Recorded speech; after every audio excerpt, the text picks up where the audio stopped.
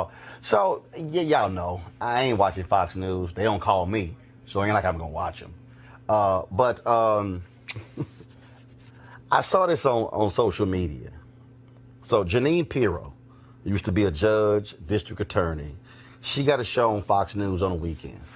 One, she crazy. But I knew she was crazy until I saw this clip. If you want to come here, you apply. You do it legally. You're not entitled to come here. You have no right to come here to assault our borders. And it's at our discretion that you do so. And then, if we agree, you get to the back of the line like everyone else. And don't give me this racism nonsense. We fought a civil war to make sure that we put an end to the stain of racism and slavery in our nation. We're not racist. Truth be told, you're engaging in reverse racism. It seems you think that your skin color entitles you to be here ahead of everyone else in the world who may have a different skin color, but who's suffering the same injustice. You're not. Give me a moment. Did she just say we fought the Civil War to end racism? Did you hear that? While serving you up grade A. Did you hear that? Yeah. Okay. All right. So, Jeanine Pirro, let me sort of help you out. Okay. Civil War. We know thousands died. The most people have died in a war, most Americans in history. We do know that the Emancipation Proclamation was issued as a way to facilitate the ending of that particular war. We do know that, of course, Reconstruction began in 1865, the period of probably the largest advancement for black people in American history. Arguably, that period lasted about 10 to 12 years. We know that the Reconstruction Amendments were passed, 13th Amendment, the 14th Amendment, the 15th Amendment. Also, of course, you had the 1860 Civil Rights Act that was also passed.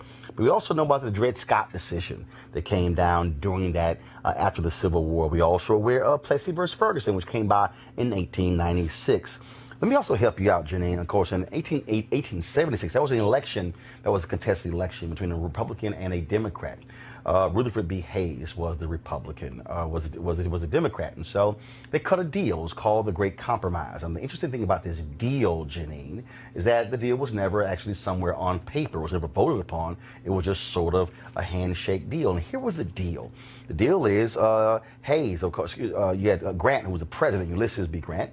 The deal was if they would withdraw the federal troops from the last three remaining southern state capitals, then they would say Hayes can become president, and then we'll hook the Democrats up by withdrawing the federal troops. The Democrats said, look, we're not going to touch the slaves, the free slaves, everybody's all good, we're going to get along with them, but we know they were lying. It's called the Great Compromise of 1877, Jeanine. And then this was what happened after the Great Compromise of 1877. There was a thing called Jim Crow. Now, Jim Crow, Jeanine, was actually racism. There's a thing called the Black Codes, which came out after the Great Compromise of 1877. We actually saw slavery without shackles in America, Jeanine. Now, that, of course, in 1877. Last I checked, there were covenants that were actually in place where black people couldn't live next to white people, that black people had land taken from them. It's called racism, Jeanine. We had a thing called the peonage system, where African Americans were thrown in jail because we were no longer slaves, so therefore they needed free labor in places like Mississippi and Alabama, so they had trumped up charges for black people, and then they were thrown in jail. It's called racism. Then, of course, even when you go to the First World War, Jeanine, you had a separation of troops. Black troops over here and white troops over here. It's also called racism. And then, of course, you had the black newspapers, like the Double V campaign, Victory at Home and Victory Abroad, because they say that we're fighting fascism across the ocean. We kind of want to deal with racism in America. It's still called racism. Then, of course, you might remember, Jeanine, that movie, The Birth of a Nation, you know, where they showed the Klan. And, of course, D.W. Griffith, it was like this really great movie. That was called racism. He might mean that great bigot Woodrow Wilson showed it in the White House. Democrat, absolutely racist, Jeanine. Then you might also remember that when FDR became president, before FDR, Herbert Hoover became president, and he was a Republican, he led a movement called the Lily White Movement, where the racists in the Republican Party got with the racists in the Democratic Party, and they had a thing called the Lily White Movement. Okay, Jeanine, it's called the Lily White Movement, which means that I couldn't be in the movement, Eugene couldn't be in the movement, Michael couldn't be in the movement, as Avis couldn't be in the movement because we were black. It's called racism. Then, of course, Jeanine, you might remember also when FDR became president, he was put on pressure by A. Philip Randolph when it came to the issue of racism. 1936, Jesse Owens wins 4 gold medals in Germany. Hitler wouldn't shake his hand, but guess what? He also wasn't invited to the White House because FDR wouldn't shake his hand. That's called racism. And in fact, I do recall also when Jesse Owens came home, there was a dinner for him in New York City. It was a dinner for him to celebrate him making America look good in Germany. He had to go through the kitchen, even though he was the honoree. It's called racism. Then, of course, we moved, Jeanine, to the 40s and to the 50s. And August 28th, we moved to the issue of Emmett Till being lynched in Mississippi. Brown versus Board of Education, overturned by the Supreme Court, 9-0 decision by the Supreme Court. Racism. Brown 2 in 1955. Racism. Montgomery bus boycott, December 1st, 1955. Racism. Then, of course, Albany, Georgia. Then North Carolina A&T. Desegregating lunch counters. Then, of course, March on Washington. And, of course, Selma and Birmingham. And then let's see, Charlotte and Atlanta. And let's see, Florida, Jackie Robinson. Of course, he didn't get to Major League Baseball until 1947. Damn, what was that? Racism. Who was the last team to actually hire a black player in baseball? Was it the Red Sox? Who was the last team to hire a black player in football? I think it was called the Redskins. And Major League Baseball had a rule you could only have 3 black people on a team at one time. Damn, Jeanine, that's called racism. Then, of course, let's see here. Fair Housing Act, 1968. Only reason it got passed because the king got assassinated on April 4th, 1968. It was filibustered for 2 years. What the hell we call that? Racism. What the hell is wrong with you? You're a white woman who went to law school. Matter of fact, let me help you out as a white woman who went to law school. Because guess what? The only reason you were able to go to law school is because of black people. Because when Title IX was passed in 1972, they said that was a provision of the Civil Rights Act. Because you know where Title IX came from? You're a lawyer. The Civil Rights Act of 1964. Please. If you are going to be on television, at least attempt to walk past a book. You don't have to open it up. I just think through osmosis, what's in the book might jump the hell out and knock you upside your head and give you some common sense about American history. So no, Jeanine, racism in America didn't end because of the Civil War. It continued, and it still continues to this day. On her network. I'm done. No, that was good. That was good. I would have enjoyed your history class. That was good. Jesus. I just can't. That's terrible that she doesn't know The that. scariest Just part about idiotic. I believe she knows. But she that doesn't. audience, man, that Fox audience eat it up. Exactly. They don't want to acknowledge it. Right. So Jeanine, She gave us be more than racism in her happy. rant. Call a brother to come on the show. We can help you. I'll bring some books. I'll bring an Amazon gift card.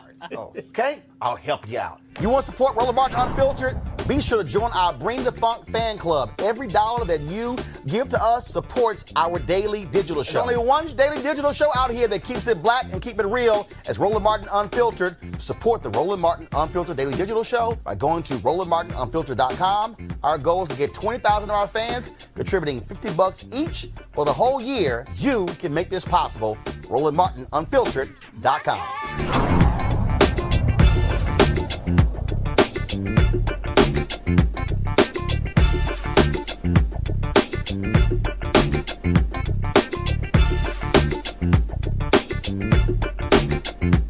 All right, folks, back to our Roland Martin Unfiltered video in just one moment. Now, a word from one of our Roland Martin Unfiltered partners.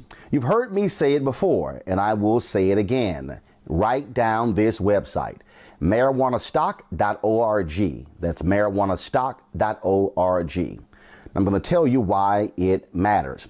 Legal marijuana has grown to become a $9 billion industry in roughly 6 years. Forbes magazine predicts the market will continue to grow to nearly $50 billion in the next 10 years. So whether you like it or not, legal marijuana is a growing industry, and it is only going to get bigger. Now, if you're an investor, you get it. You look for business models that are easy to understand in industries that are trending up. Our friends at Transatlantic Real Estate made their business very simple. They buy land that supports legal marijuana operations and lease it to high-paying tenants. So you are investing in the landlord of a licensed marijuana farm.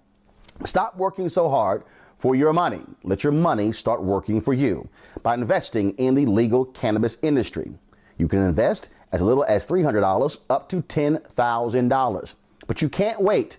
This crowdfunding opportunity is only available for a few more days. They say that you either make things happen, watch things happen, or sit around wondering what happened. Don't be the person watching and wondering. Don't let another investment boom get away from you. It's time to make something happen for you, your finances, and your family. And don't forget my pro tip. To be included, you must complete and confirm your application. And be sure to complete the process. Go to marijuanastock.org. That's marijuanastock.org. Get in the game, folks. Do it now before time runs out. Now back to your Roland Martin Unfiltered video.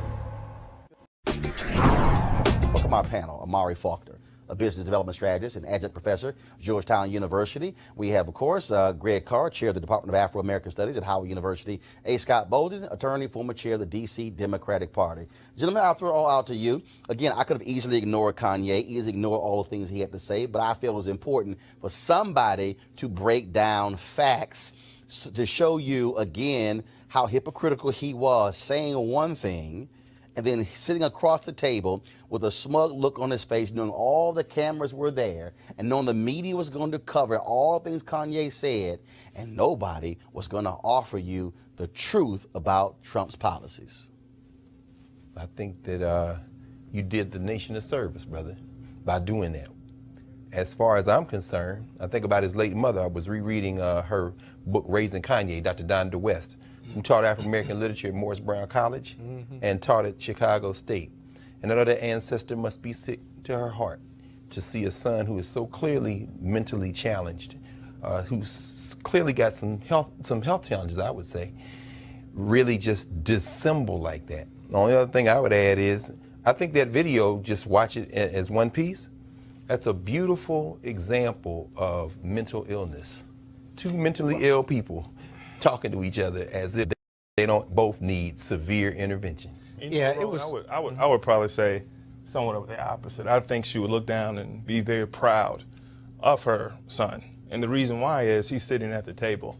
And I totally understand what you mean in regards to facts. But you're Roland Martin. I've been watching you on television probably for the last, 2 decades.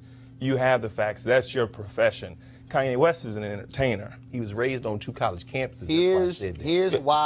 Here's why I will not let him be an entertainer off the hook. That's right. And I.C. Davis was an entertainer. Ruby D was an entertainer. Right. Dick Gregory was an entertainer. Right. Harry Belafonte is an entertainer. Paul Robeson was an entertainer. Right. Sidney Poitier is an entertainer. John Legend is an entertainer. Lettucey is an entertainer. Common is an entertainer. Yeah, Kerry Washington is an entertainer. That's right. Erica Ash is an entertainer. I can go on and on and on and name you. Jeffrey Wright is an entertainer. Hold on one second. I'm not done. Don Cheadle is an entertainer. I can go on and on and on. These are individuals who at least will attempt to read. Right. And his mother was an academic. He was raised on This is not a guy who... Come on. This guy... Right. This is a guy whose mama was a college professor. And took him to class. Bruh. I mean, you let them off the hook. No, something's wrong with that, man. Off the hook. What I'm trying to say is that what I saw is a person that's sitting at the table. He brought up some very important issues to the President of the United States. No. The President of the United States talked, to your point, in Chicago about stop and frisk, and he said that wouldn't probably be good for the community. What? I think the stop and frisk. Who said that? Kanye said that. Right. He said it probably But then he wouldn't be good. said, oh, I'm sorry to put you on blast. Roland. Here's my whole point. When you at the table, Kanye was not talking to him. Right. Kanye was talking to the cameras. At no point did Kanye say, Mr. President, in your budget, you're cutting mental health. Restore it.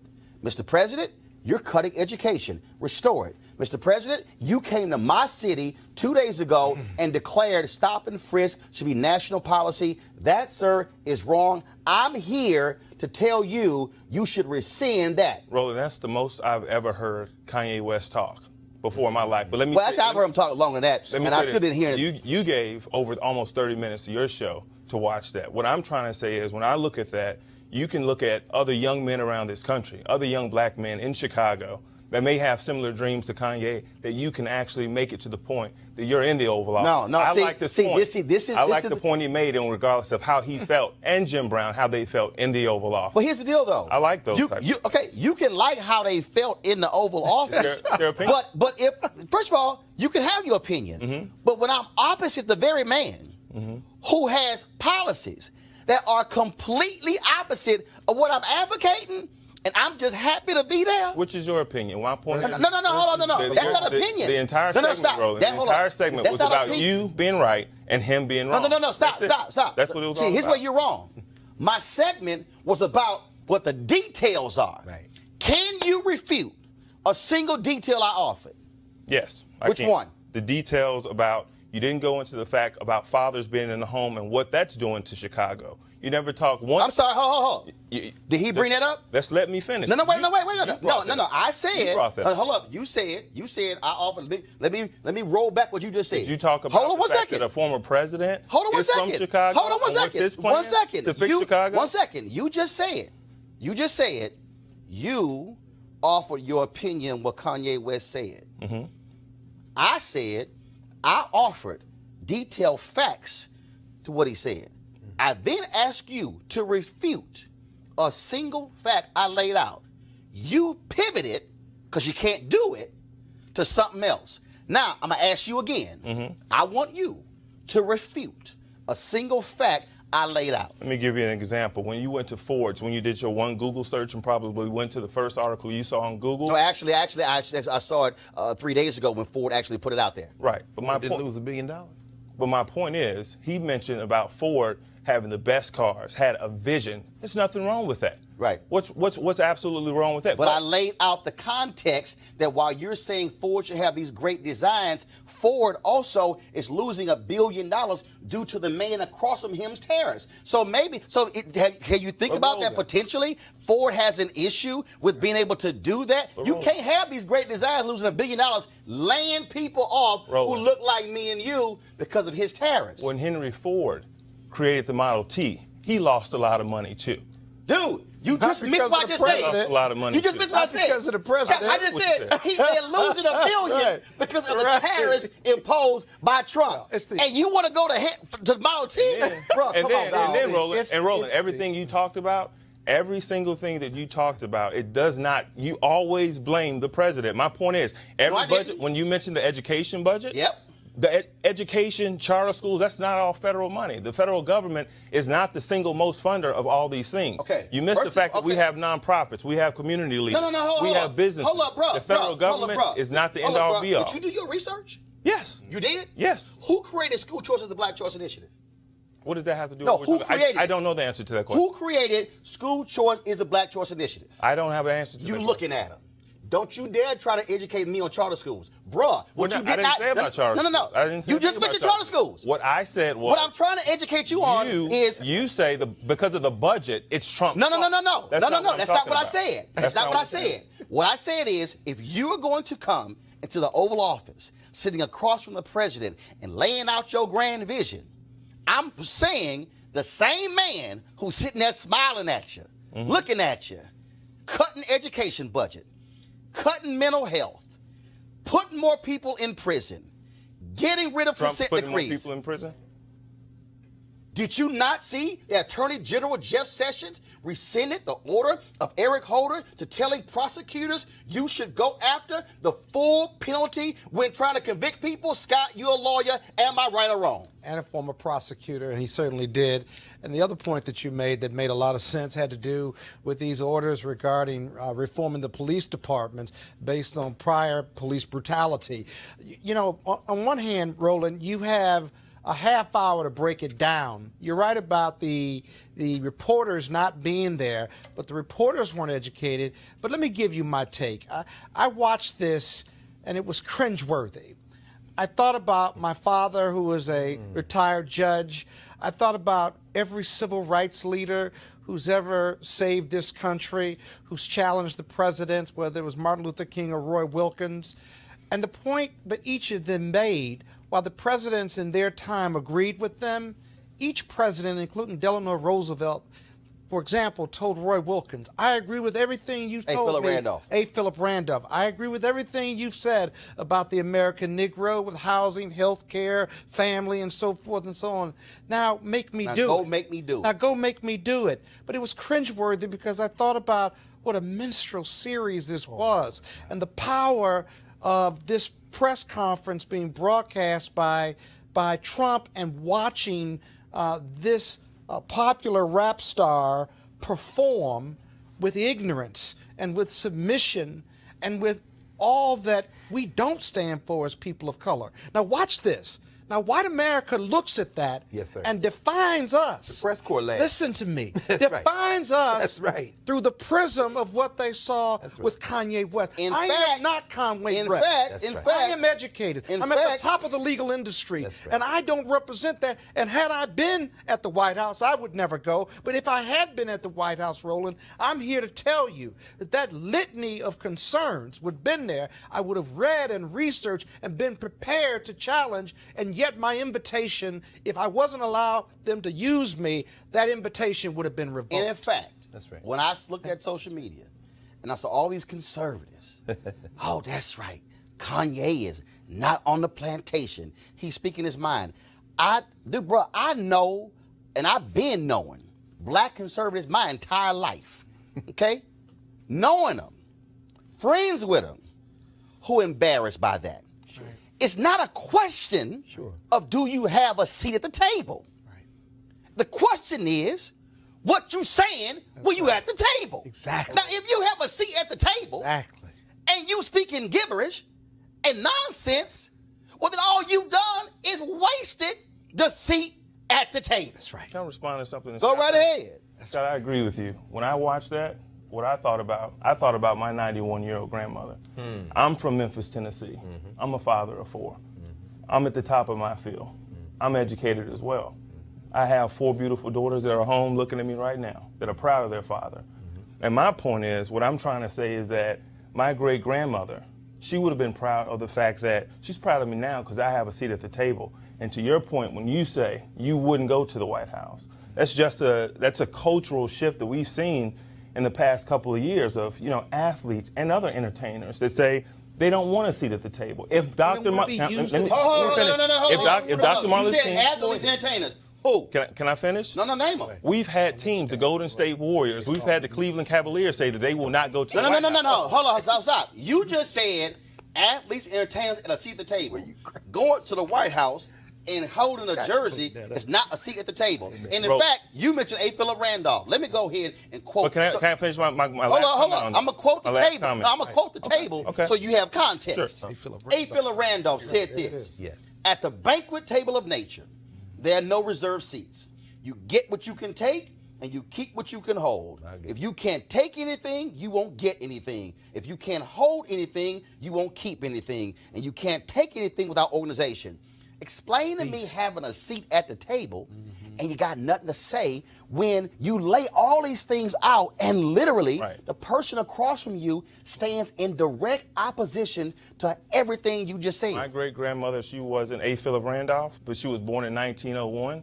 She couldn't read or write, but she can count money like no one else. And she left a legacy for her children. And I respect that woman from Memphis. And what I would say is, still ain't answer my question. She always told me, the White House, she always told me, you always take the seat at the table because you have an opportunity. If Martin Luther King Jr. would have said the same thing about Lyndon Johnson, who many have said he was a known and open racist, I'm not going to sit across the table from him and work for the betterment of black people. Hold up, bro. Because do I need to play some audio tapes of what? Of what MLK said when he was in the room? He had a seat at the table. No. He was in the room. See, this is the mistake you keep making. You keep focusing on I had a seat.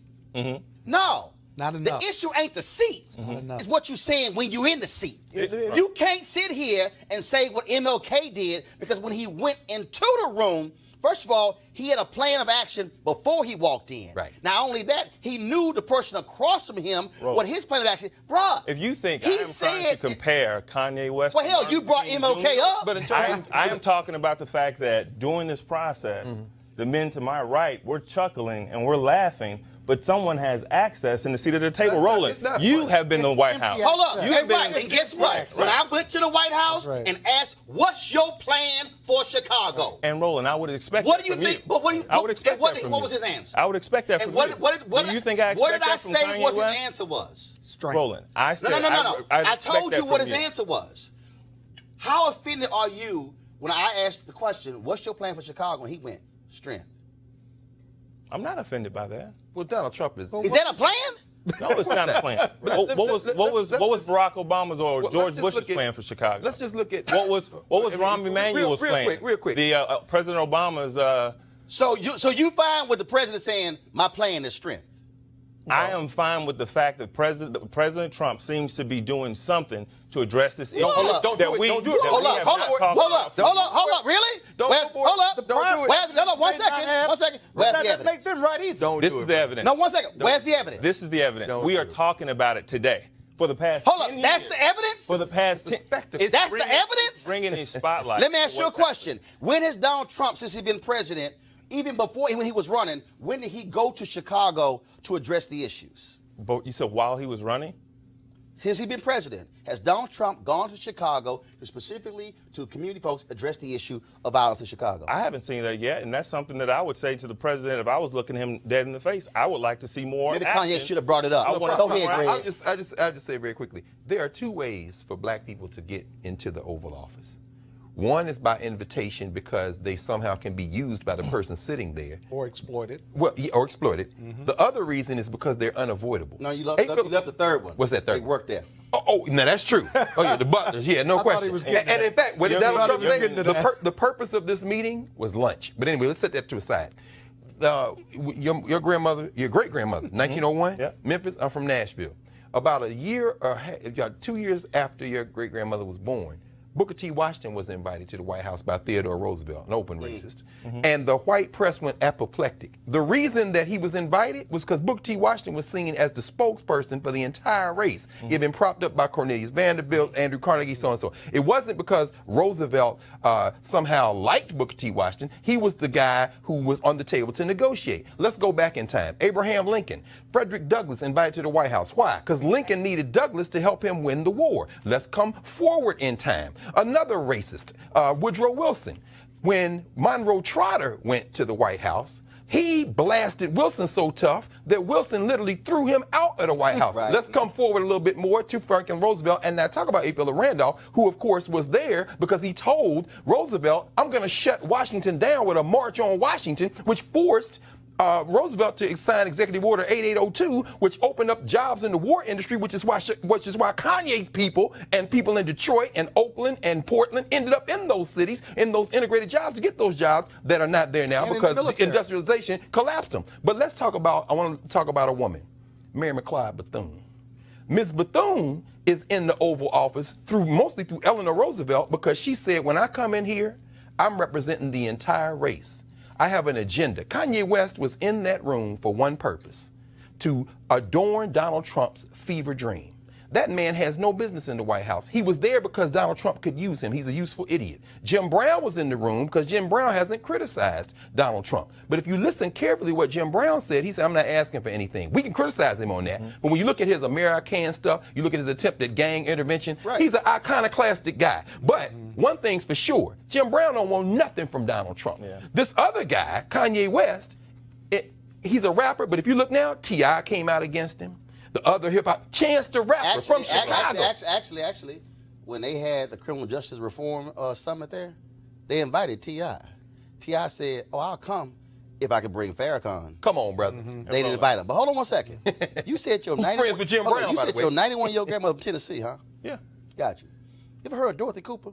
Uh-oh. No, I haven't heard. Dorothy Cooper was a 96-year-old black woman in Tennessee who in 2012 election couldn't vote.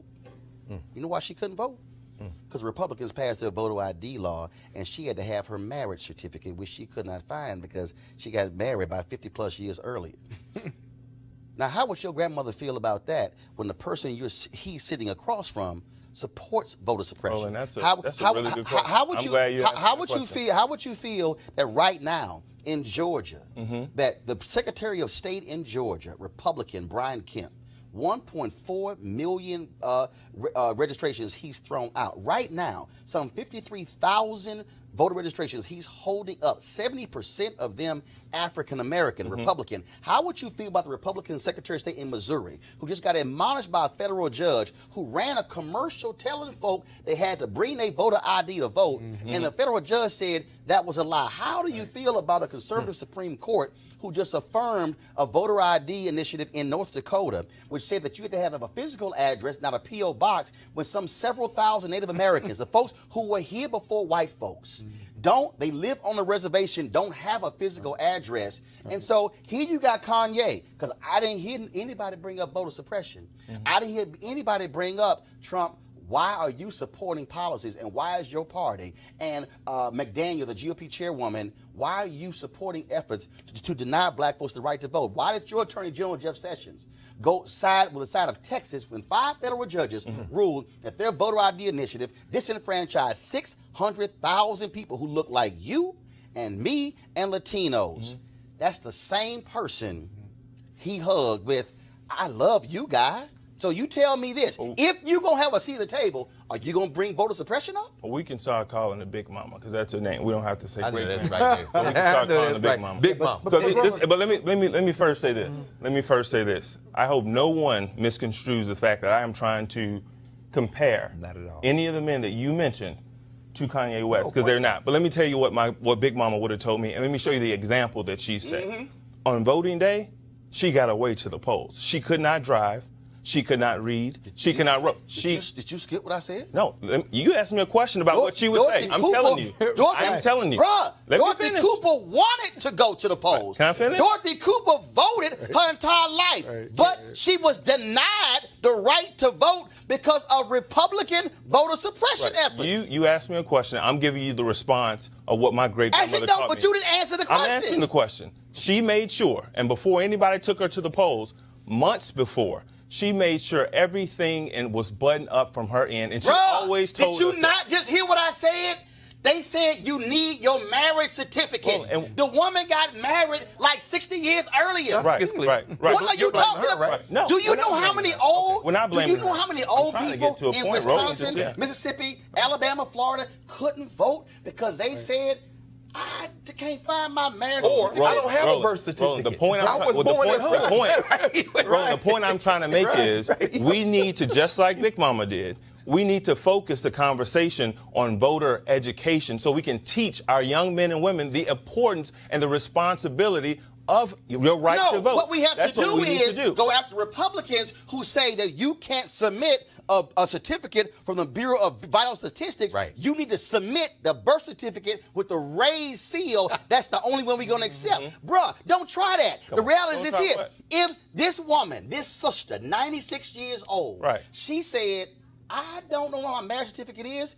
Their deal is if you don't have the raised seal, that's the only one we're going to accept. Why would they only say the raised seal? Even though when you go get a copy, you're getting it from the state. They said, no, you can't use that one. We want the raised seal. This is a They don't have access to it. No, hold on. Are you implying, just out of curiosity, I've heard you talk about this issue on your segment or not, do you imply that these type of raised seals or photo ID and these laws are only just for black people? No. They only impact black people? What I'm saying is curiosity. the studies show disproportionately who they impact. What I'm showing you is that in Philadelphia in 2012, the head of the Pennsylvania Republican Party stood in front of the cameras and said Mitt Romney is going to win Pennsylvania because of voter ID. And what they did there was they said, okay, we'll offer you a free ID. Well, you know what the elderly had to do? The elderly had to go to the office, sign an affidavit to get the free ID, go back home, wait for it to be approved, go back to the office to pick up the voter ID, and then come back home. Now, how many elderly folks do you know have the ability to go from home office, home, back office, home.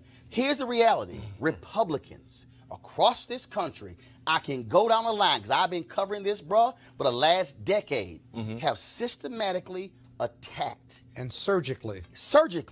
In fact, we got a federal judge in North Carolina that they use laser-like precision to target black voters. Bruh, it's in the federal ruling that North Carolina Republican Party used laser-like precision to target black voters. So to answer your question, it's yes. But look at Georgia, though.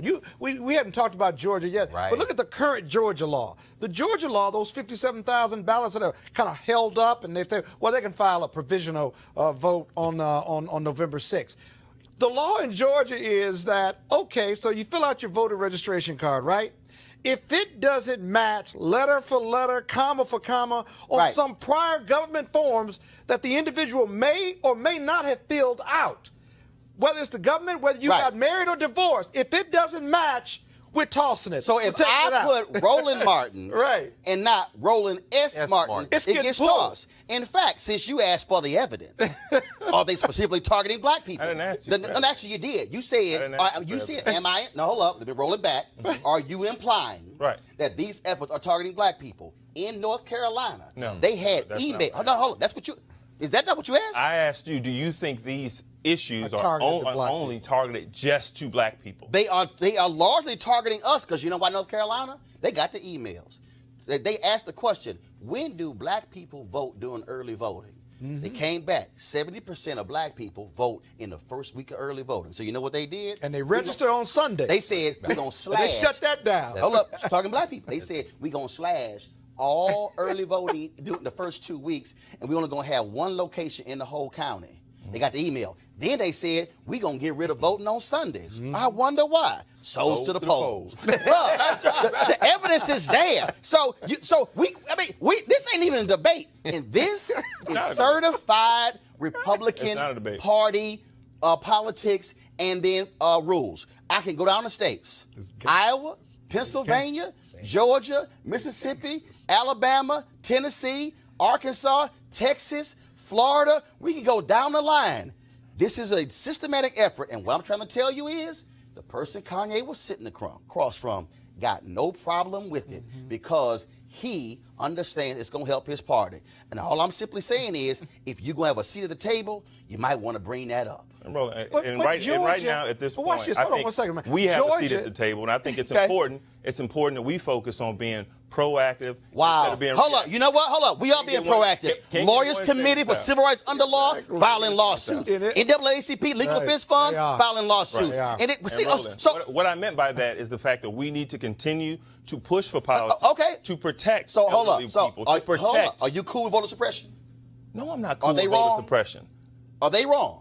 Who are they? Is the Republican Party wrong for supporting voter suppression? Roland, a Republican Party or Democratic Party cannot stop me from voting. No, but you answered my question. A Republican. Hold up. Yes, they can. I've been a vote. I'm not going to give away my. Hold up. I'm going to ask you. He just went down 4 or 5 different states where voter suppression, where a federal court has determined that they surgically did it against black people. 5 federal judges. And they can we stop need to educate. No. I'm going to hold up. That's a nice pivot. I'm good at that too. But I'm going to ask you a question again. Do you believe that the Republican Party in those states, they are specifically suppressing the vote? Do I think? No, I do not think that they are specifically oppressing the vote. So hold up. So even though a panel of federal judges wrote that was laser-like precision targeting black voters and overturned the voter ID law, you're saying that ruling was incorrect? Roland, what I'm telling you is I do not believe that there are Republicans that are going down the books and saying, I don't want black people to vote. We're going to stop and make they're not going to be able to vote. Oh, my God. Greg, go ahead. Hold up. Y'all go ahead. Hold up.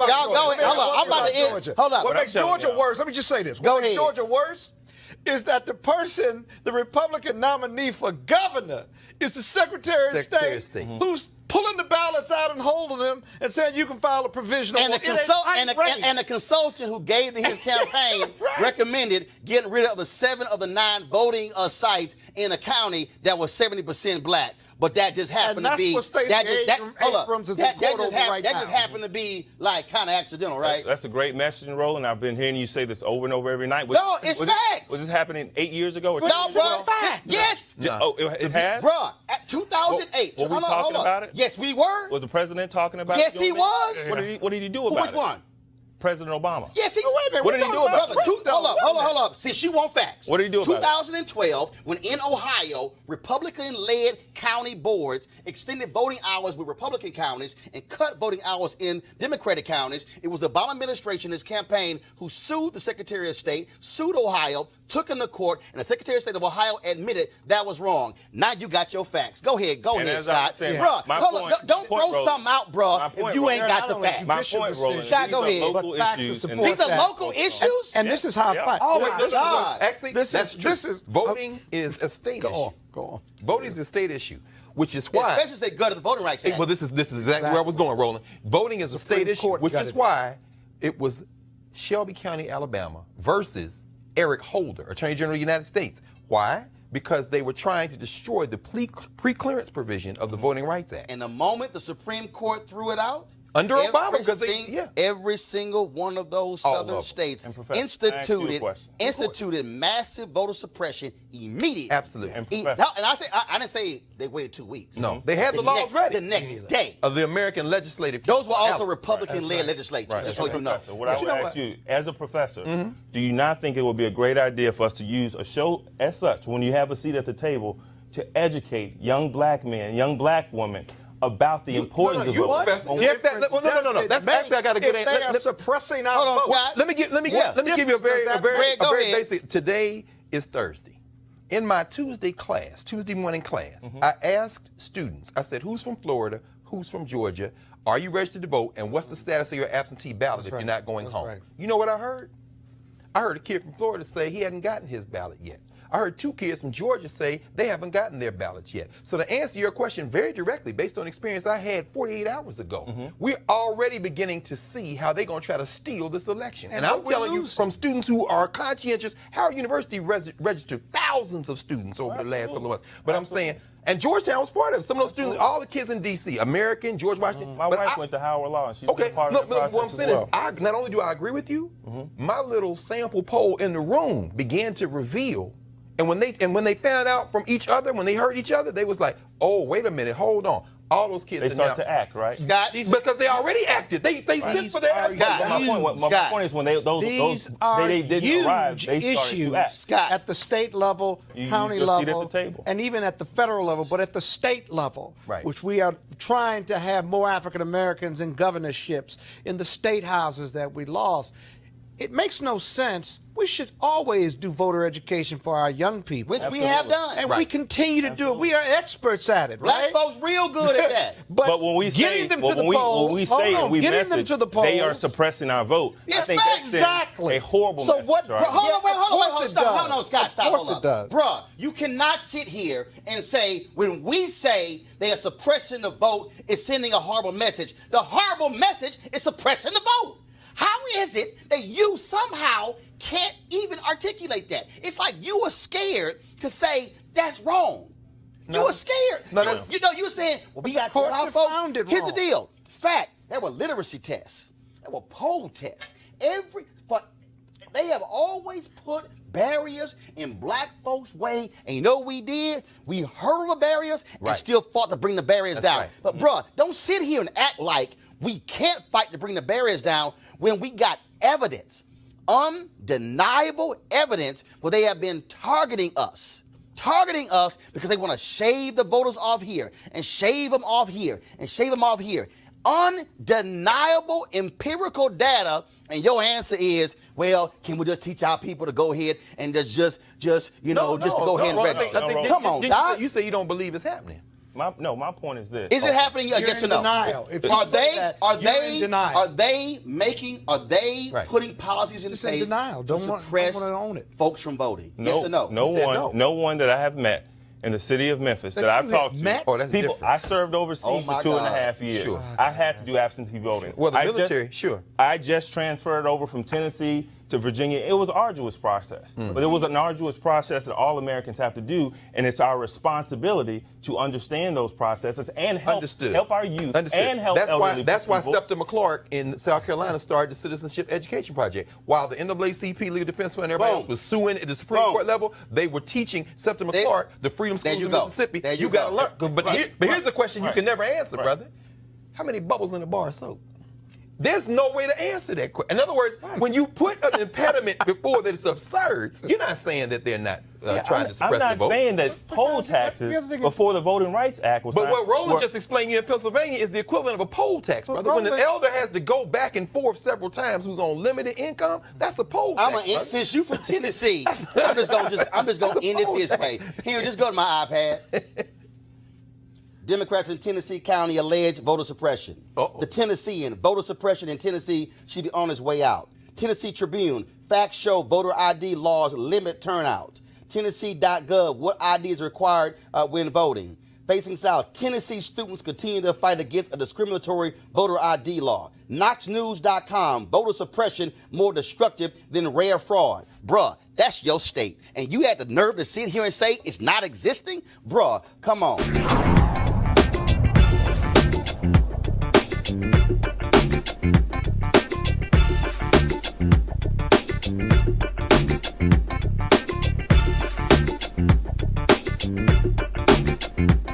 You want to support Roland Martin Unfiltered? Be sure to join our Bring the Funk fan club. Every dollar that you give to us supports our daily digital show. There's only one daily digital show out here that keeps it black and keep it real as Roland Martin Unfiltered. Support the Roland Martin Unfiltered daily digital show by going to RolandMartinUnfiltered.com. Our goal is to get 20,000 of our fans contributing $50 each for the whole year. You can make this possible. RolandMartinUnfiltered.com.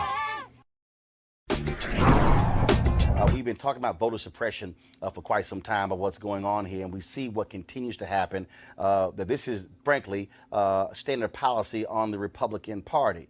And so I was talking about that, and so this weekend, when they had the young black conservatives gathering, Deborah, which was interesting because they wouldn't let a lot of black media actually cover it, including us, about pulling the press credentials, but you want to reach black folks.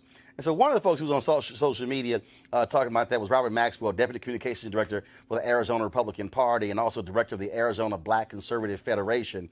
And so he wanted to challenge me to this conversation. I said, fine. You want to do that? Come on, so we can have that conversation. All right, folks, back to our Roland Martin Unfiltered video in just one moment. All right, folks, one of our partners here, Trans Real Estate. If you're looking for a hot new investment opportunity, I have two things I want you to think about: legal marijuana and crowdfunding. Now, you just let that sink into your head for a second. Our friends at Transatlantic Real Estate have created a unique opportunity for everyday investors like you to get in the game for a minimum of $300 up to $10,000. Look, you get in where you can fit in. Now, typically, it takes millions, if not billions, to invest in the legal marijuana industry, and it can be pretty risky trying to establish market share. However, Transatlantic Real Estate is taking a different approach. They buy the land that supports marijuana grow operations and lease it to licensed, high-paying tenants. Now imagine being a landlord to a licensed marijuana farm. With the prospects of further legalization and changing public perceptions about marijuana, some investors could end up making some serious money over the next several years. The best part is they're using crowdfunding so you can get in now before they take the company public. If you want to find out more information, go to marijuanastock.org. That's marijuanastock.org to get in now. Now back to your Roland Martin Unfiltered video. So Robert joins us right now. So Robert, we saw the legal decision in Georgia today where the judge refused Brian Kemp's goal when it came to that particular injunction. We are still seeing what is taking place in many other states. This is real simple. Why aren't more black conservatives, black Republicans saying anything, calling out its party when it comes to the constant voter suppression they're engaged in? Well, I think we should make it clear that voter suppression, what you guys call voter suppression on the left, we call voter integrity. And actually, black conservatives are doing a lot to make sure black votes are not suppressed. And what they're doing is they're taking a stance against illegal immigration and voter fraud in order to do so. Got a question, Robert. Got a question for you. It's real simple. Real simple. How much voter fraud have we seen? What's the numbers? secretaries of states in liberal places like California won't even comply with President Trump's voter integrity commission. Really? So we actually don't know what the number is. 1 second, Robert. Robert, you said liberals? 2.8 illegal immigrants in this country, and that is not doing anything great for black votes and empowering the black vote. Robert, you didn't answer my question. You actually said liberals, secretaries of state. I recall Chris Kobach was the co-chair of Trump's voter commission, correct? If you say so. Not if you say so, it's a fact. Chris Kobach was the co-chair of Trump's voter integrity commission, correct? Okay. Chris Kobach is the Secretary of State of Kansas, correct? Okay. Chris Kobach wouldn't even turn over his voter rolls. So you're complaining about so-called left states, but Chris Kobach, a Republican, Secretary of State of Kansas, who is running for governor of Kansas, would not even turn over his own data. So why aren't you criticizing the Republican secretaries of state who also would not turn over their data? Because the Democrats have created a political environment to where solutions are not practical. If Kobach does that, if he complies with President Trump's very modest and ambitious goal to make sure that voter integrity is upheld, what do you think would have happened to him during his run for governor? You're smart, I'm smart, so let's not pretend that this one anchor statement on this one Republican somehow means that President Trump's voter suppression concept was moved. Really? Let me ask you a question. Robert, 1 second. Robert, 1 second. Robert got a question. Robert, I got a question. Not giving me a chance to speak. Robert, I got a question. Robert, I got a question. Do you agree that illegal immigrants voting is bad for the black community? Robert, Will you see that does not empower black votes? Robert, this is what I know.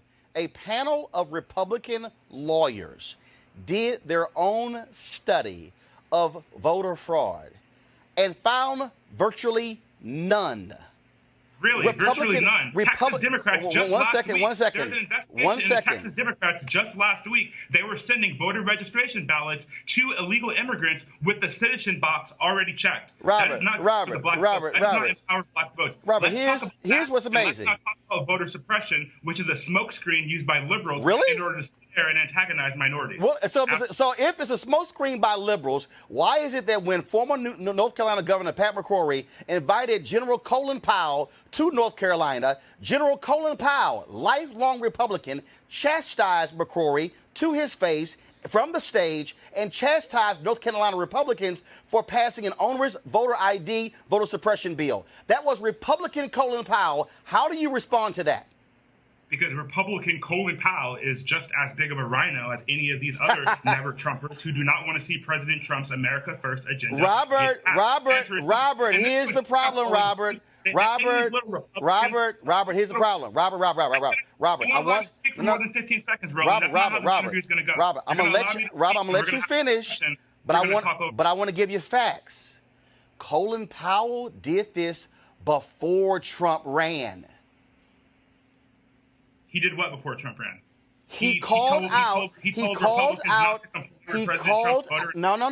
Robert, I'm gonna let you talk, but I want you to have your facts straight. He called out Pat McCrory before Trump even ran. So you can't accuse Colin Powell of trying to thwart Trump's agenda when he called it out before Trump even announced. Now, how do you respond? He called what out? Specifically, he called out the onerous voter suppression bill that was passed in North Carolina that a federal court struck down and said that was discriminatory intent and that was a laser-like targeting of black voters. Are you defending that bill? No, I'm defending the concept of voter suppression. Now, I know this is what you're going to try. You're defending voter suppression? Finish talking. Go ahead. Go ahead. I can't wait to hear this one. Let me finish. You're trying to pigeonhole me into one specific policy. No, I'm not. I'm asking you a question, but go ahead. I'm not a Carolina guy. All I know is the national talking points of voter suppression is not framed properly because African American votes are not empowered by illegal immigrants voting. You want to talk about voter suppression? Let's talk about illegal immigrants voting. Let's talk about restoring voter integrity into our elections, and let's not have dead people vote. Robert, in California for the past 50 years, right? Robert, so that's for genuine, legitimate discussion of voter integrity, not voter suppression. Let me tell you a couple of other things about voter suppression. Voter suppression is a term of art that was created by Democrats over the past decade in order to scare African Americans and make them think that Republican policies evoke Jim Crow era regulations on voting. That is just patently false. In fact, I saw your little show yesterday. What was patently false? I'm sorry, Robert. Robert? 1 second. What was patently false about North Carolina? Stop. Voter suppression laws that you're talking about are voter ID laws. That's not voter suppression, Martin. All that is voter integrity. And in fact, 77% of non-whites support voter ID laws. So Robert, let's get the facts straight before you speak. I'm gonna let you speak. I just want you to get the facts. Robert, right? 77% of non-whites support voter ID laws. Robert, this is the lead paragraph in a story from May 15, 2017. The Supreme Court on Monday refused to revive a restrictive North Carolina voting law that a federal appeals court has struck down as an unconstitutional effort to quote, target African Americans with almost surgical precision. Robert, we also know that a state senator in Wisconsin admitted that the effort by Republicans in Wisconsin to raise the voter fraud flag was a joke. In fact, this Republican state senator in Wisconsin said he then hired his own people to go out to find voter fraud, and what he found were examples of voter fraud by Republicans. This is a Republican state senator who served more than 30 years. Also, 5 federal judges in Texas ruled that the voter ID law in Texas had discriminatory intent. A federal judge a week ago ruled that the Missouri Republican Secretary of State should not be running an ad saying that folks should be bringing their ID when they didn't have to. That happened just a week ago. Now, that's you can, now 1 second. That's voter integrity. Oh, that's voter integrity. And let's talk. And let's get back on Texas. Like I just mentioned, and you were shockingly silent. Texas, literally, Democrats have been sending ballots with the "Are you a citizen?" voter registration cards with the "Are you a citizen?" already checked. You should look that up yourself if you haven't done the research. Here's my question: There's an how entire many investigation into this? Okay. Texas Democrats. Oh, by the way, this past primary that we had here in Arizona, the Democrat Maricopa County recorder was disastrous. 6 hours waiting in line. People had to vote. In fact, some of the polling places. No, let me finish. Some of the polling places, Republicans showed up and they didn't even have a ballot there in their name. So what does this show us? Oh, this really, shows Robert? Us that voter suppression and concept of voter suppression or a voter incompetence happens along party lines. Hey, That's Robert. something that Republicans try to do in order to disenfranchise Robert. the African community. However, people like That's yourself, a lie, Robert. You know you're lying. do what you're paid to do, and you're essentially trying to create and invoke a certain fear in the black community. No, I'm not. I'm stating fact. Your votes. Here's a fact, Robert. Robert, here's a fact. Here's a fact. A In clerk. 2 states where Democrats are the ones doing and guilty of voter suppression. So Answer this, I don't know, Robert. you tell me, Democrats or Republicans? Robert, answer this. And Republicans are the only ones trying to bring integrity back to No, voting. no, you're not. And voter ID laws Hey, do that. hey, Robert, this is Voter real ID simple. laws Robert, let me give you some facts. A clerk in Wisconsin stated in 2016 she purposely removed an early voting location from a college campus to a far-out place because she said too many young folks vote Democrat. In 2016, Robert, a federal judge called in Scott Walker, the governor of Wisconsin, to say why were they dragging their feet on delivering voter IDs. That's a fact. Robert, what's amazing to me is you want to throw out, illegal immigrants and how it's hurting black voters. Hold up. One second, Robert. Robert, you don't have, Robert, you have no evidence. You have literally no evidence. And the problem is, at Republicans, this is by design. Robert, we can go down the line. Florida, Mississippi. I'm not done. Florida.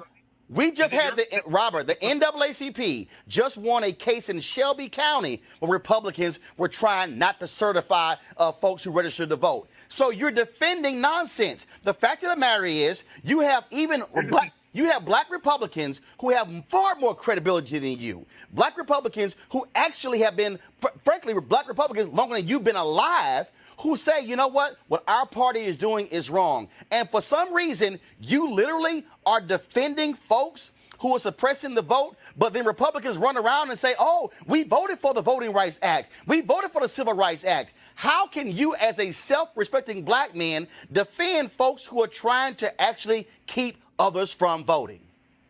I'd like to ask you the same question. How can you, as a self-respecting black man, encourage illegals to vote which highly saturates the voting pool and makes black votes functionally useless. And you I just told you have no with proof. truth about how in Texas, Democrats are sending ballots with their citizenship box already filled in. I've heard no response from that. Additionally, I told you about what's taking place in California, where voter registration in some counties are at 100%.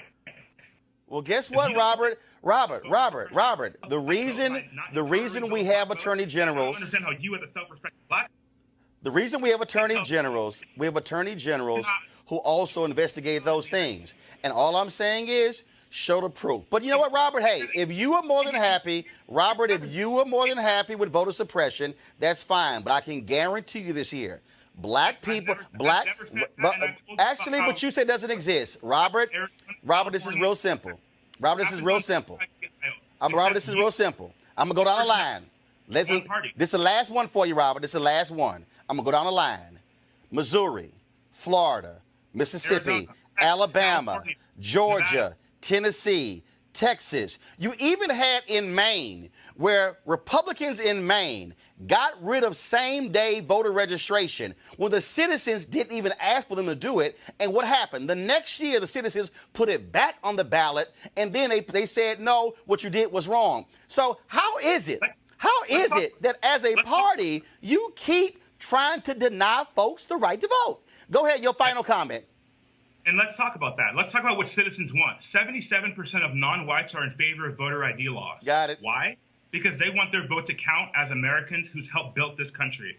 So my question to you is, why do Democrats not listen to their constituents and just accept voter ID laws? In fact, in 2002, voter ID laws were going to get passed as a part of the Help America Vote Act, and it almost got killed because Republicans tried to add voter ID laws to it, because Democrats don't want voter ID laws. Why?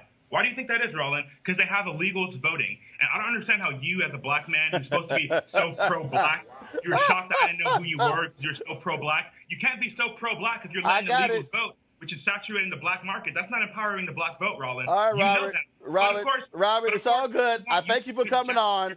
You repeated the same talking points several times. I appreciate it, but it's a joke to somehow saying, illegals are voting. But again, Robert, I have you back on. I'm about to talk to Ben Jealous right now. No, Robert, I'm going to have you back on. But do me a favor, go find some new talking points, because you keep repeating the same one over and over again. It's sort of redundant. But Robert, or if you're just ignoring it. No, I'm not ignoring it, but I appreciate it, Robert. Thanks a bunch.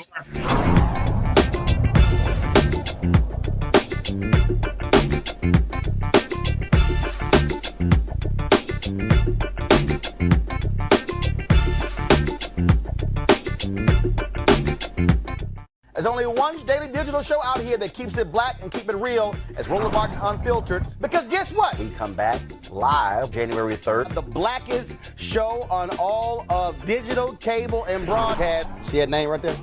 Roland Martin Unfiltered. Hello. Y'all want some of this? YouTube.com/Roland S. Martin. And don't forget to turn on your notifications. There's only one show out here, folks, in the digital world that's focused on you. Because here's the piece. I ain't afraid of Fox News. Come back live January 3rd.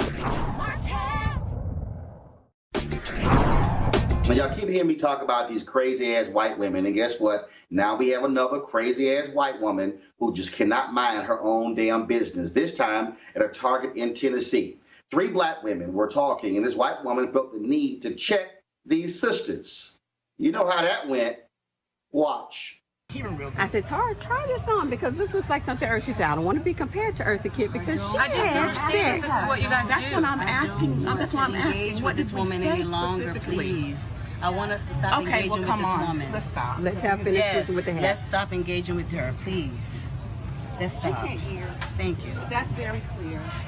I understand you're an abuser. I understand you're abusive. I understand you're abusive and you make up lies on the spot. I understand. I understand. Please stop talking to this lady.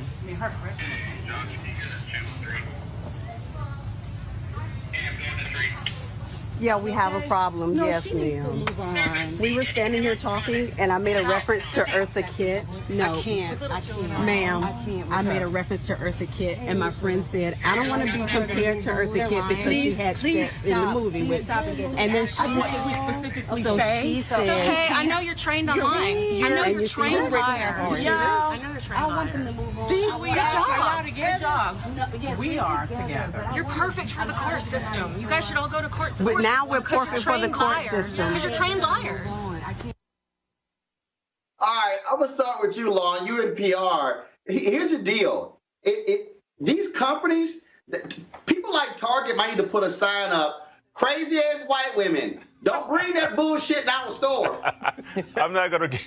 First of all, she's got NASA on it. I mean, somebody should talk about that, right? That's a big sign. NASA, okay, number one. But definitely, I think corporations and I think stores have to do a better job now because everybody's paying attention. I mean, this is going on almost every other day. So I think from a corporate standpoint, a corporate responsibility standpoint, communications, we need to start looking at what we need to do to kind of prohibit this kind of activity. But it's a bad look for Target. There's no question about that. Here's the deal, Sam. I'm telling you right now. Now, these sisters were real nice. And I'm telling you, one of these white folks going to get knocked out by somebody if they decide to just jump in folks' conversation. I mean, I'm telling you, it's going to happen. I'm a little confused. I'm confused about a lot of things. But was this woman an employee of Target or was she a customer? She was a customer. These three sisters were talking amongst themselves, and this white woman jumps in a conversation to check them. Just a customer. See? Yeah.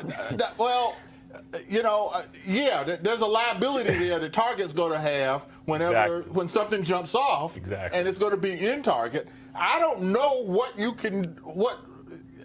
it's going to happen, Roland. I hope you have the camera there when it happens. It's going to happen. Greg, hashtag team whip that ass will be showing up. I'm telling you.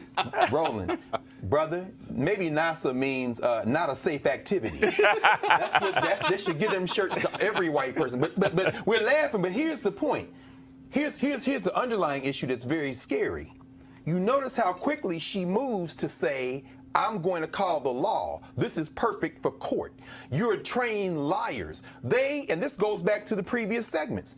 These white supremacists, as their demographics shrink, are going to look to the courts as the place for last refuge. And so any white person, if we look at the history of America, any white person is a deputy officer of the law. This is the paddle rollers, this is the slave catchers, this is the random people during Jim Crow. These are the people who stand aside when our people get murdered in malls and burnt in Alabama or Chicago. These are the people who feel like, because I'm white, I can always evoke the law and I can police you at any given moment. But, to the last thing to your point, when we do go off and they ignore that it's not a safe activity to keep messing with us, this country is going to have to decide whether or not it's going to be governed by the rule of law and humanity or it's going to degenerate into violence. Because you're right. Somebody going to get their ass whipped. Yep. I'm telling you. I mean, look, and here's the piece. Again, black folks trying to be calm. You heard the one sister say, we're not going to give her any time. But I'm telling you, you're just going to hop in my conversation and then you're going to castigate me for something I wasn't even talking to you. I'm telling you right now, I keep warning all these crazy white women and white men. Y'all better mind your own damn business because this is not the generation of black people who gonna kneel down and pray for y'all. Roland, it never was the generation, brother. You made me pull out my history book, my Alpha history book today, brother. I pulled out Brother Charles Wesley. I'm reminded of Paul Robeson, who played football for Rutgers. Brother Paul Robeson, who was playing football when one of them white boys stepped and took all his fingernails off his hand. And on the next play, Robeson, who had been trying to be civil, lifted that white man over his head and was getting ready to break his spine when the coach said, blew the whistle and said, Robeson, you made the team. We will be pushed too far, brother. We've always been too far. Absolutely. So I'm telling. So every time one of these videos happen, we gonna run it, and I'm keep warning these folks because look, black folks are not playing this game where our car is barely in the walkway. We can't sell lemonade. Matter of fact, I saw somebody sent me a story today. What was it? A black woman was eating lunch somewhere, and they called the cops on her.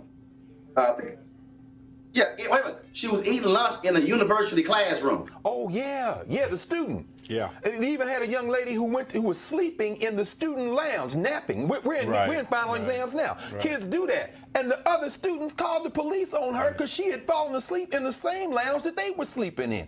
Again, policed while black, brother. Yeah.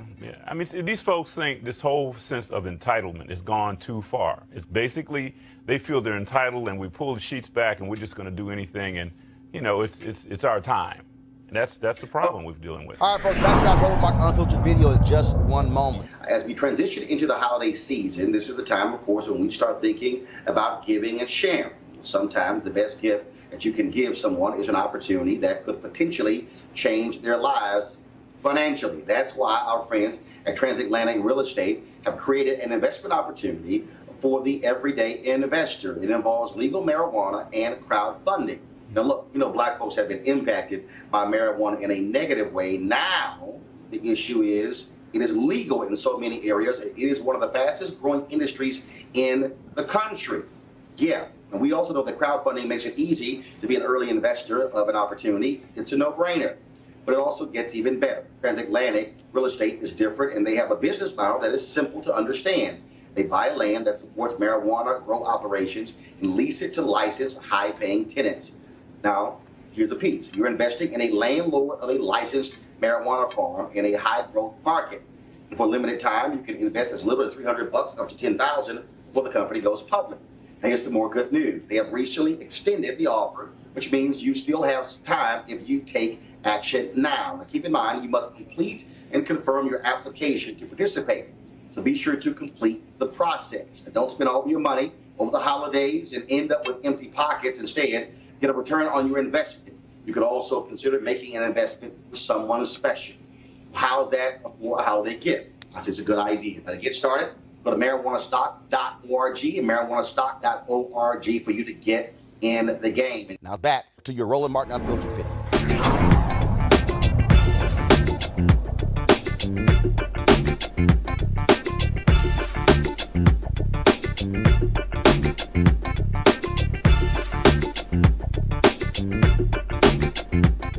You want to check out Roland Martin Unfiltered?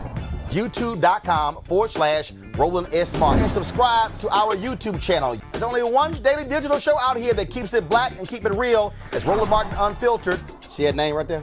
Roland Martin Unfiltered. Like, share, and subscribe to our YouTube channel. That's YouTube.com/Roland S. Martin. And don't forget to turn on your notifications so when we go live, you'll know it. All right, y'all. So, look, we're on this show. We talk to all kinds of black people. We're not afraid of any subject. And so I get a kick out of these crazy, deranged black conservatives, not like Derek. But the other folks who are afraid that I'm going to bite them because, it's just too hard. All right, folks, back to our Roland Martin Unfiltered video in just one moment. I want to thank one of our newest supporters. I'm going to talk to you about right now. If you're looking for a hot new investment opportunity, I have two things I want you to think about: legal marijuana and crowdfunding. Now, you just let that sink in for a second. Our friends at Transatlantic Real Estate have created a unique opportunity for everyday like you to get in the game for as little as $300. Typically, it takes millions or billions to invest in the legal marijuana industry.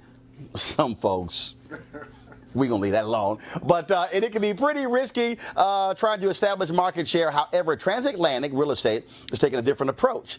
They buy the land that supports marijuana grow operations and lease it to licensed, high-paying tenants. Now, imagine being a landlord to licensed marijuana farm with the prospect of further legalization and changing public perceptions about marijuana. Some investors could end up making serious money over the next few years in this multi-billion-dollar industry. The best part is they're using crowdfunding so you can get in now before they take the company public. If you want more information, go to marijuanastock.org. That's marijuanastock.org. Now back to your Roland Martin Unfiltered video.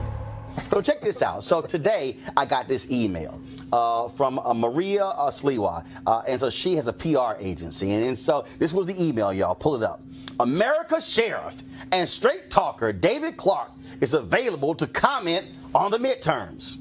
All right, let's talk. So I said, Jackie, send him an email. So Jackie, our booker, sent him an email and they said, oh, no. David Clarke, he prefers talking to conservative media. Bruh, what you scared of? Now, y'all, first of all, the email came to me. Don't send me an email saying you want to talk to me about the midterms, and then when it's a brother, you don't want to talk. So then I went on Twitter and said, here's David Clarke being a snowflake. And then he's like, oh, there's Roland Martin being a lib, calling people names. Y'all, he calls people names all day, every day. Anytime. I just love the crazy folk. Because first of all, he all had no cattle. Right. Okay? Right. Because somebody tweeted he a rhinestone cowboy. That was pretty damn funny. But what gets me is, I've had him on the show twice before. Yeah. He goes, I prefer having discussions about facts, and about research, like plagiarizing your thesis. Fact.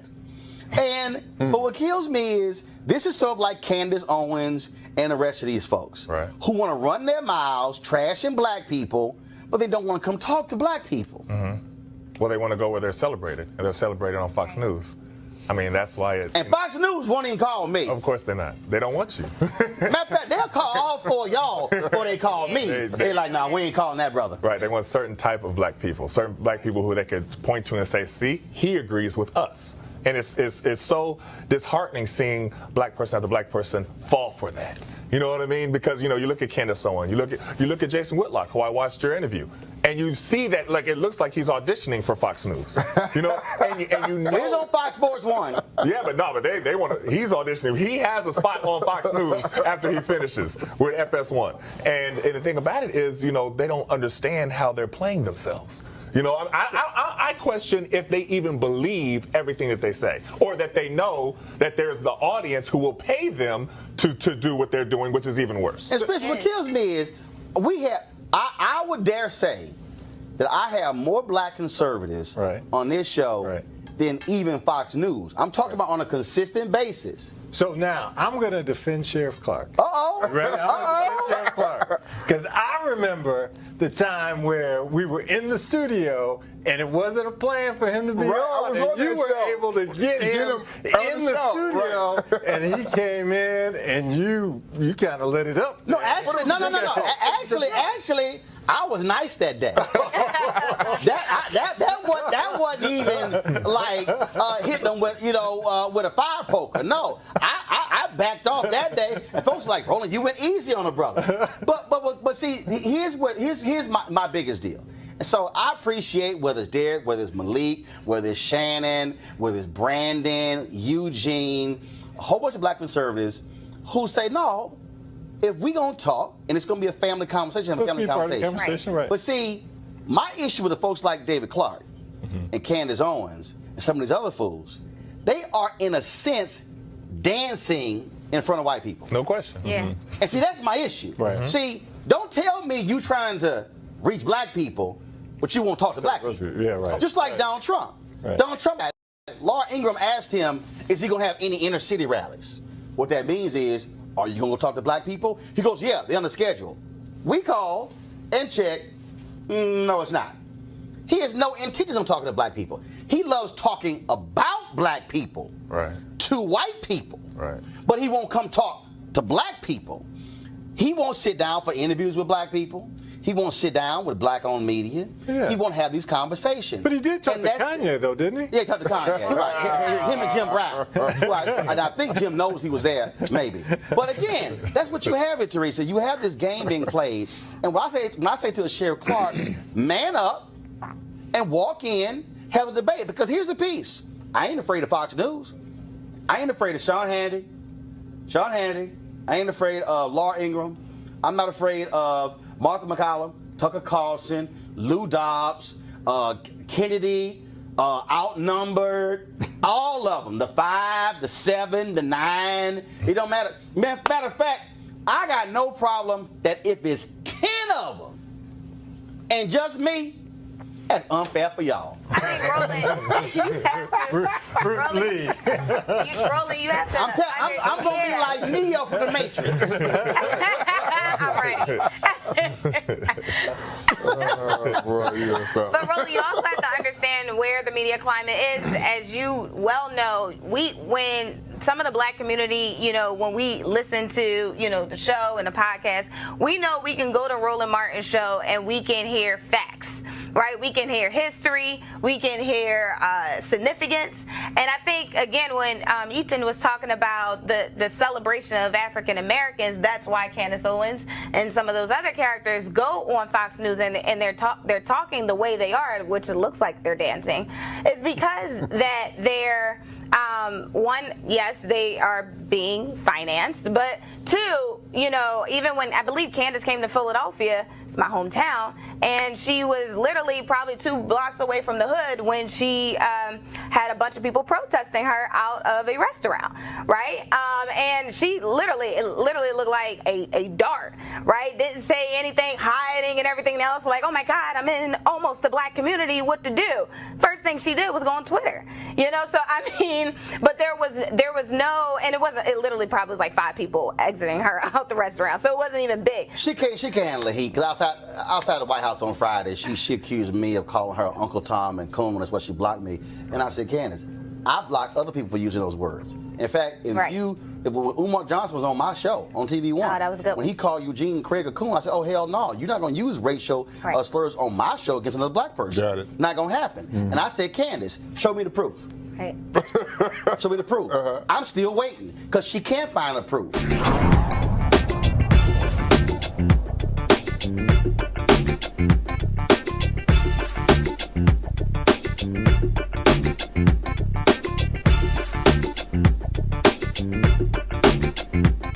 You want to support Roland Martin Unfiltered? Be sure to join our Bring the Funk fan club. Every dollar that you give to us supports our daily digital show. There's only one daily digital show out here that keeps it black and keep it real as Roland Martin Unfiltered. Support the Roland Martin Unfiltered daily digital show by going to RolandMartinUnfiltered.com. Our goal is to get 20,000 of our fans contributing $50 each for the whole year. You can make this possible. RolandMartinUnfiltered.com. All right, folks. Today, the Congressional Black Caucus dropped a new video targeting Donald Trump when it comes to his statement, what the hell do African Americans have to lose for voting for him? African American communities have suffered.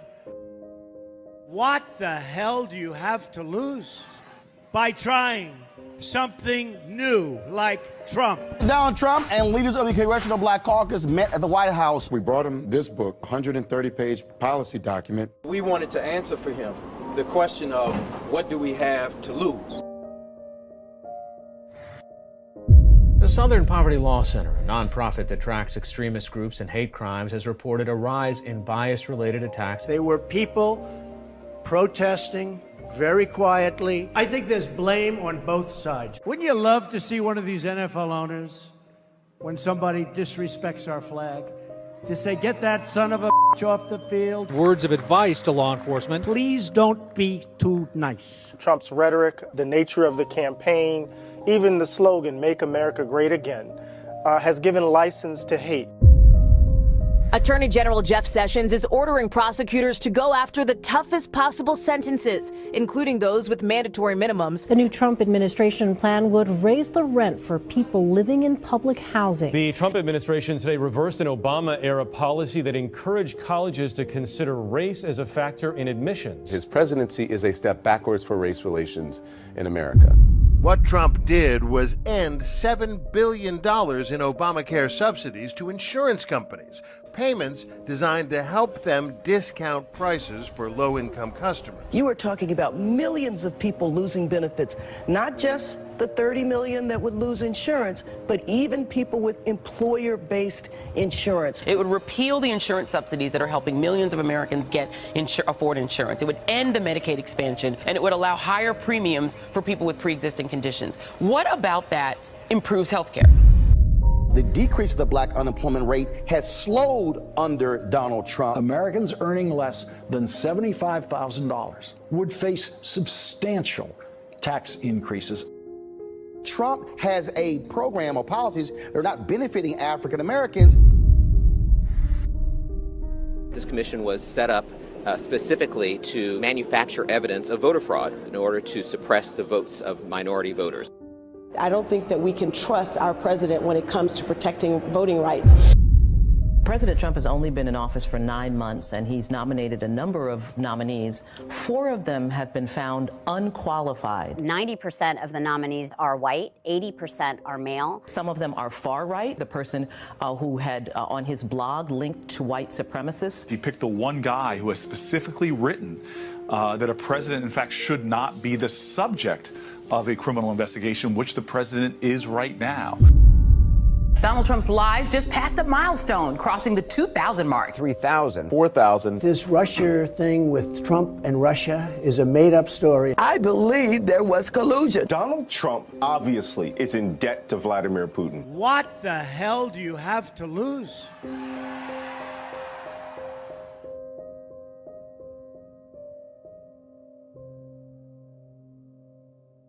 Dee, we have to answer the question, what has Donald Trump done for black folks? Let's see. As a graduate of an historically black college and university, Fisk University, he did something that President Obama could have done but didn't do. That is? By forgiving $322 billion loan? $320 million loan. Okay. For the schools that were affected by Katrina. Okay. And unemployment under President Trump, not only has minority unemployment plummeted, but the unemployment gap has narrowed 3% for African Americans and 0.8% for Hispanics. What did Trump do for that black unemployment? So for those are 2 things that he's done for blacks, and not but 2 what things. Targeted program did he do to reduce unemployment for people, for black and brown people? Targeted, that caused that reduction. I can't tell you exactly what. I don't have that in my notes, but in regards to black Americans, in regards to Americans, period, for me and my family, in terms of our safety, I do feel somewhat safer. What safety? In the building of the wall or making sure that and keeping America first, that, in my opinion, has resonated with me. No. Hold on. America first. Hold on. How are we safer? Because when you say safer, how are we safer when you have an attorney general? But you can't. Hold one second. People are shooting. Hold on 1 second. You just said. Okay. Me and my family are safer. I said we feel safer. Okay, and so I'm asking you the question: how are you safer? Then you referenced a wall. A wall hasn't been built. And it hasn't been built. And so let me. So how is a non-existent wall making you safer? Is that he is making waves in terms of trying to keep America safe and keeping America first. And for me, that's important. No. Again, hold on. I'm asking again, how? I don't want a phrase. Right. I want an actual example. How? He said when he the wall, or he wanted to keep America safe. In doing so, he's been trying to make strides of doing that. But you can't, things don't happen automatically, and you do have to work towards certain things. And so I do understand that. Like when he said Mexico was going to pay for it, and they're not paying for it. American taxpayers are paying for it. Right. When I also think about African Americans, you talk about being safe. I think about also African Americans being safe from police departments. And when the Attorney General of the United States actually stands before cops on multiple occasions and saying, we're going to do away with these consent decrees. When he came in and immediately tried to do away with the consent decree in Baltimore, a consent decree the city of Baltimore agreed with and the police department agreed with, and the federal judge smacked his hand down. He went to outside of Chicago a few weeks ago, gave a speech saying that these consent decrees have hurt the morale of cops. He did not say a single word about the people, how they have been impacted by these cops. How has that? You keep talking about jobs. You keep saying jobs. I need somebody who is a Republican to explain to me how can somebody talk about jobs who in his budget wants to eliminate the National Minority Supplier Development Council. It's in his budget. They want to eliminate all those offices. Second of all, this administration also has made it hard for black-owned businesses to even get contracts because under Obama, they broke the contracts down into smaller contracts. The same thing Mayor Jackson did in Atlanta when he became mayor in 1973, and black people had 0.0012%, which is 10 cents of every $100 of every contract. What did Trump do? He came in and actually bundled them back together, making it harder for black folks to actually access those contracts. When Secretary Betsy DeVos has for-profit colleges off the hook and allowed them to come back in when the Obama administration was removing them from access to dollars. That's to get rid of the Affordable Care Act, which significantly increased the number of black people who actually have, for the first time, health insurance. Not only that, what has this man done for criminal justice reform, which I'm still waiting to see? And then he said, hey, we'll take it up after the election. What has this man done when it came to the issue of voter suppression? And we've seen in North Carolina, in Florida, in Mississippi, in Alabama, when the Obama administration, on their side, they sided with the plaintiffs when there was a voter ID case in Texas. 5 different judges said it was racially discriminatory as the Trump administration on the Jeff Sessions came in and sided with Texas. Please explain to me, with all of that, I've given you at least 8 examples of help black folks. I think he's probably closer to black unity than we've been in about 40 years. Donald Trump is a hateful... And another thing. Yeah, I mean, Donald Trump is a hateful, lying, mentally ill, xenophobic con artist. And he, if nothing else, everything you listed, Roland, of course, is factual evidence. Let's just look at the intangibles. When you stand in a crowd in Mississippi and mock a white woman, when you talk about... I don't agree with that. No, it's not a matter of agreeing. I don't know. Where did you go? I don't know. One beer. No, he lied. He said the only thing she remembered was having one beer. That's not only a bald-faced lie. I'm not going to say he's a liar in that regard because the man is mentally ill. At that point, he's playing to his base. His base is white supremacists. He has staffed his cabinet and his staff with white supremacists. Stephen Miller should have no business in the city of Washington, D.C. or around any decent human being. His xenophobic policies, they are trying to make America again, as it were ever.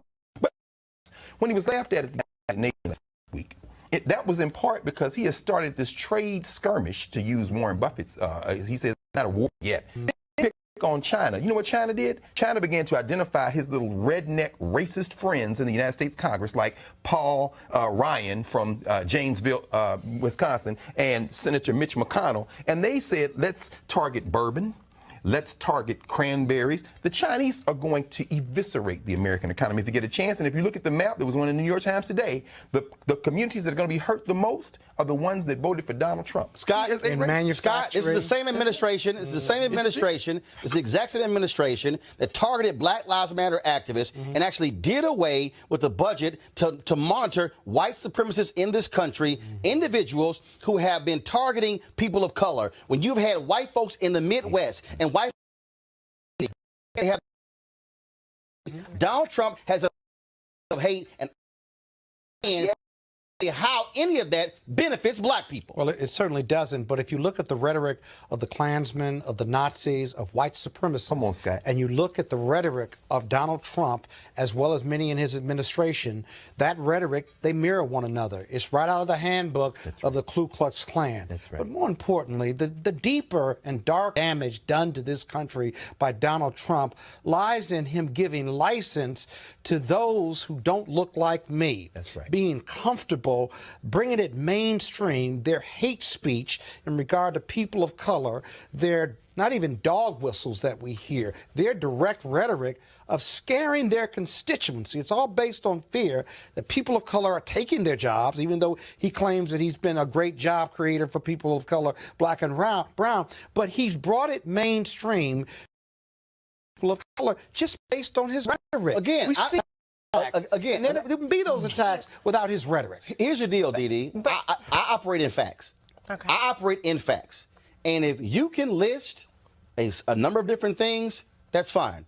But when every time this administration, all they say is, oh, look how tough black people. Let's look at the unemployment rate, as if that's the only thing that black people actually pay attention to. There are other issues that we care about that impact us in a much greater way. And again, I'm still trying to see it. I'm trying to see it when this administration has had to fire or force folks to resign repeatedly who have had racist commentary on radio, on blogs, and in print, who have worked for this administration in commerce, in housing, in the White House. They had to force out a speechwriter who was in the West Wing, who was attending a conference, sitting right next to a white supremacist, and they said, what's wrong with that? You've got Miller, who Richard Spencer, white supremacist, had who I interviewed, who said that was my mentor when I was at Duke University. I'm just still trying to understand. Come on. Please show me the body of evidence. I will gladly cite it, repeat it, and investigate it. But if I can show you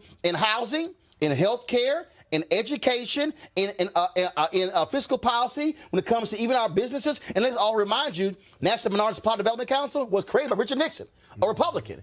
Republicans are allowing this man to eviscerate an office that actually is the only federal office designed to help minority businesses start businesses. What has he done for black people that I can actually look at and say it's factually correct? I'm a small business owner myself. Small business optimization is higher. Hold up. No. Define that. What do you mean it's higher? It means that in small businesses, and create and build my business through the National Minority Supplier Development. He wants to get rid of it. And his daughter just met with the new president, Adrian, a couple of weeks ago. No. Hold on 1 second. Hold on 1 second. There are 2.6 million black-owned businesses in America. Right. 2.5 million have one employee. 7 years ago, we had 1.9 million black-owned businesses, 1.8 million one employee. 7 years ago, we had 1.9 million black-owned businesses that had an average annual revenue of $110,000. Now that we have 700,000 more black-owned businesses, they have an annual revenue of $54,000, cut in half. So please tell me what the hell has been optimized. What I'm saying is that from where I'm seating, and what I've seen, I feel as though for Bass Public Affairs and for other businesses, things have gotten better. We've been able to actually communicate.